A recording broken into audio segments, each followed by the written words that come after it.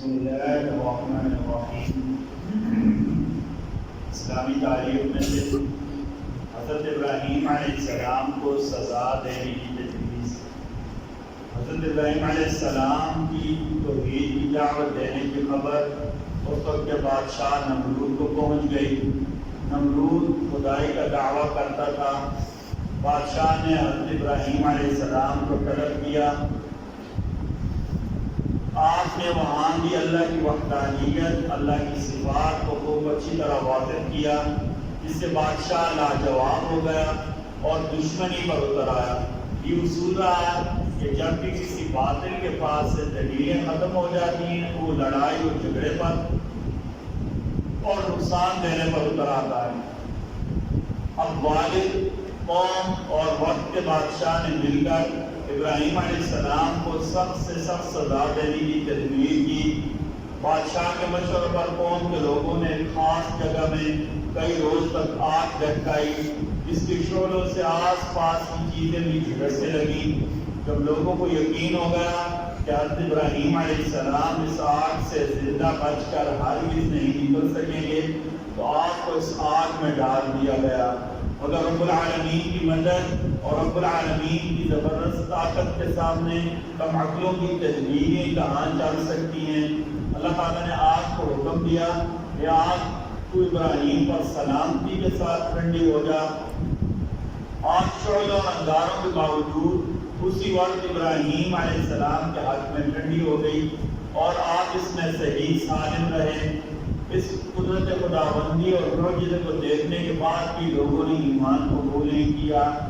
حضرت ابراہیم علیہ السلام نے اس پر ہجرت کا ارادہ فرمایا اور سارہ علیہ السلام جو آپ کی زوجہ تھی انہیں اور اپنے بھتیجے لوط علیہ السلام کو لے کر فلسطین، نابلس اور مصر وغیرہ کی طرف ہجرت کر گئے۔ اس دوران دین کی دعوت کا فریضہ بھی انجام دیتے رہے۔ ایک بات کے بارے میں، ماں باپ کے ساتھ اچھا سلوک کرنا یہ فرض ہے۔ سورہ احقاف آیت نمبر 15 اللہ تعالیٰ فرماتے ہیں ہم نے انسان کو اپنے ماں باپ کے ساتھ اچھا سلوک کرنے کا حکم دیا۔ اس کی ماں نے بڑی مشقت کے ساتھ پیٹ میں رکھا اور بڑی تکلیف کے ساتھ اس کو جنا ہے۔ ایک سنت کے بارے میں ہدیہ قبول کرنا۔ عائشہ فرماتی ہیں کہ نبی کریم صلی اللہ علیہ وسلم ہدیہ قبول فرماتے اور مناسب موقع پر اس کا بدل بھی عنایت فرماتے ہیں۔ آپ صلی اللہ علیہ وسلم ہدیہ یعنی تحفہ دیتے بھی تھے اور تحفہ قبول بھی کرتے تھے۔ ایک حدیث میں آتا ہے نبی کریم صلی اللہ علیہ وسلم نے فرمایا ہدیہ دو اس سے تمہاری آپس میں محبت بڑھے گی۔ اپنے گھر والوں کو، اپنے بچوں کو، بچے پاس ہو جائیں، بچوں کو کوئی کامیابی ہو اس موقع پر اچھا کھانا کھلا دینا، بچوں کے مناسب کوئی چیز دے دینا، اپنے گھر والوں کو کوئی چیز دے دینا۔ اگر جیب اجازت دے اپنی استطاعت کے مطابق اپنے دوستوں کو، اپنے رشتہ داروں کو، پڑوسیوں کو مناسب موقع پر کچھ نہ کچھ دے دینا۔ یہ ہدیہ کی ساری قسمیں ہیں اور اس سے محبت بڑھتی ہے۔ ہم پہلے بھی کئی بار باتیں کر چکے ہیں کہ آج سے کچھ عرصہ پہلے تک ہمارے ہاں لوگوں کی آپس میں محبتیں بہت زیادہ تھیں۔ اس کی وجہ یہ تھی کہ آپس میں محبت کے لین دین ہوتے تھے۔ کسی کے گھر میں سالن پکتا تو پڑوسی کے گھر میں جاتا، کسی گھر کوئی اچھی چیز پکتی تو پڑوسیوں کے گھر تک جاتی تھی۔ اب عید کے موقع پر ایسا ہوتا ہے جس سے محبت کا سما بن جاتا ہے۔ اس لیے نبی کریم صلی اللہ علیہ وسلم کا معقول مبارک تھا، آپ تحفہ دیتے بھی تھے اور تحفہ قبول بھی کرتے۔ ایک فضیلت والا ذکر کرنے والا زندہ ہے۔ نبی کریم صلی اللہ علیہ وسلم نے فرمایا جو شخص اپنے رب کا ذکر کرے اور جو اللہ کا ذکر نہ کرے ان دونوں کی مثال زندہ اور مردہ کی ہے۔ یعنی جو اللہ کا ذکر کرتا ہے، اپنی زبان کو اللہ کے ذکر سے تار رکھتا ہے، وہ زندہ ہے، اور جو زبان ذکر نہیں کرتی اس کی مثال میت کی سی ہے۔ ایسا اذکار میں سے صبح شام کے اذکار یعنی وقت کی مناسبت سے دعائیں پڑھنا، مثلا کھانا کھانے سے پہلے کی دعا، بعد کی دعا، مسجد میں داخل ہونے کی دعا، گھر میں داخل ہونے کی دعا، گھر سے نکلنے کی دعا، گھروں کو آتے جاتے السلام علیکم کہنا، رات تلتوں کو السلام، یہ سارے اللہ کے ذکر میں لاتے ہیں۔ ٹھیک ہے، گھر میں آنے جانے وقت السلام علیکم کہنا، سلام کا جواب دینا، صبح شام کے اذکار کی پابندی کرنا، اور مناسب موقع کی مناسبت سے جو دعائیں ہیں وہ پڑھنا، اسی طرح نماز کے بعد کی جو اذکار ہیں وہ پڑھنا، قرآن مجید کی تلاوت کرنا، یہ سارے کے سارے ذکر میں شامل ہیں۔ جو اذکار کی پابندی کرے گا، ان معمولات کی پابندی کرے گا، نبی کریم صلی اللہ علیہ وسلم نے اسے زندہ سے تشکیل کی ہے۔ ایک گناہ کے بارے میں ایمان والوں کو ایذا اور تکلیف دینا، نبی کریم صلی اللہ علیہ وسلم نے فرمایا جس شخص نے کسی مسلمان کو تکلیف دی اس سے مجھے تکلیف پہنچائی، جس سے مجھے تکلیف پہنچائی گویا اس نے اللہ کو تکلیف پہنچائی۔ مسلمان کو تکلیف پہنچانا یہ حرام اور ناجائز ہے۔ اپنی ہاتھ سے، اپنی زبان سے یا اپنے کسی ایسے عمل سے جس سے دوسرے کسی مسلمان کو تکلیف پہنچے، یہ شرعاً ناجائز ہے، یہ شرعاً حرام ہے، اس کی شرعاً کوئی اجازت نہیں ہے۔ طب نبوی سے علاج،